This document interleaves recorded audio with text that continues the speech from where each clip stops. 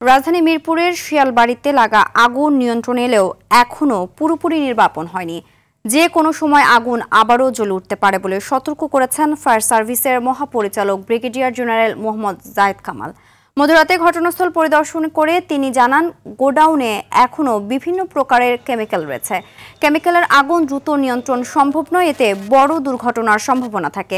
এদিকে অগ্নিকাণ্ডের ঘটনাস্থল বুয়েটের প্রতিনিধি দল পরিদর্শনের পর পরবর্তী সিদ্ধান্ত নেওয়া হবে বলেও জানান ফায়ার সার্ভিসের মহাপরিচালক। এর আগে মঙ্গলবার শিয়ালবাড়ির পোশাক কারখানা ও কসমিক ফার্মা নামের কেমিক্যাল গোডাউনে অগ্নিকাণ্ডের ঘটনা ঘটে। এ ঘটনায় এখন পর্যন্ত 16 জনের মৃত্যু হয়েছে। ডিএনএ টেস্টের পরেই মরদেহ পরিবারের কাছে হস্তান্তর করা হবে। ধোঁয়াটা উঠছে কারণ ওখানে কেমিক্যাল আছে এবং এটা কম্বিনেশনটা বিভিন্ন ধরনের। তো যেহেতু কেমিক্যাল দুর্ঘটনা কিন্তু ফেস করতে হয়, একটু সময় নিয়ে কিছু প্রোটোকল আছে, সেগুলো আমরা মেনে চলতেছি সময় দিয়ে। এটা হয়তো কয়েকদিন সময় লাগতে পারে। এই মুহূর্তে ঘটনাস্থলে আছেন সহকর্মী সাকিবুর রহমান, তার কাছ থেকে জেনে নেব সেখানকার সর্বশেষ পরিস্থিতি। সাকিব, আগুন পুরোপুরি নির্বাপন হয়েছে কিনা, কি বলছে ফায়ার সার্ভিস? বুয়েট টিম কি পৌঁছেছে কিনা? সার্বিক পরিস্থিতি এখন কেমন দেখছেন জানাবেন।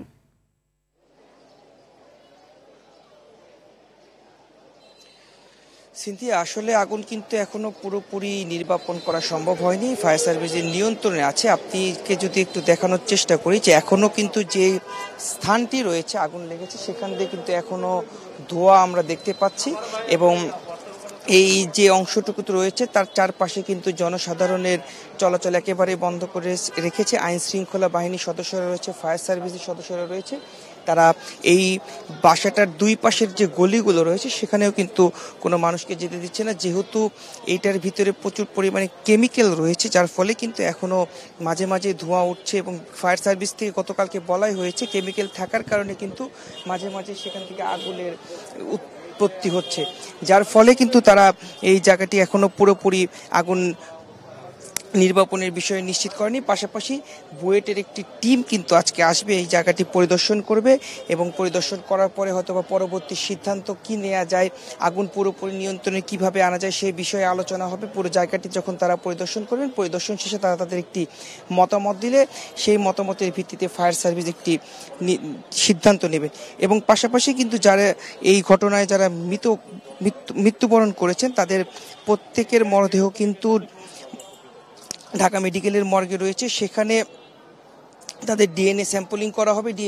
ডিএনএ টেস্ট করার পরে কিন্তু প্রতিটি পরিবারের কাছে তাদের যে মরদেহগুলো রয়েছে সেগুলো হস্তান্তর করা হবে। তো সব মিলিয়ে বলা চলে বুয়েটের টিম আসলে পরে তারা হয়তো জায়গাটি পরিদর্শন করার পরে পরবর্তীতে যদি ব্রিফিং করে সেই ব্রিফিং আসলে কি জানান সেই বিষয়টি আমরা জানাতে পারবো। তো এই ছিল আমার কাছে সর্বশেষ। সিনথিয়া, ধন্যবাদ।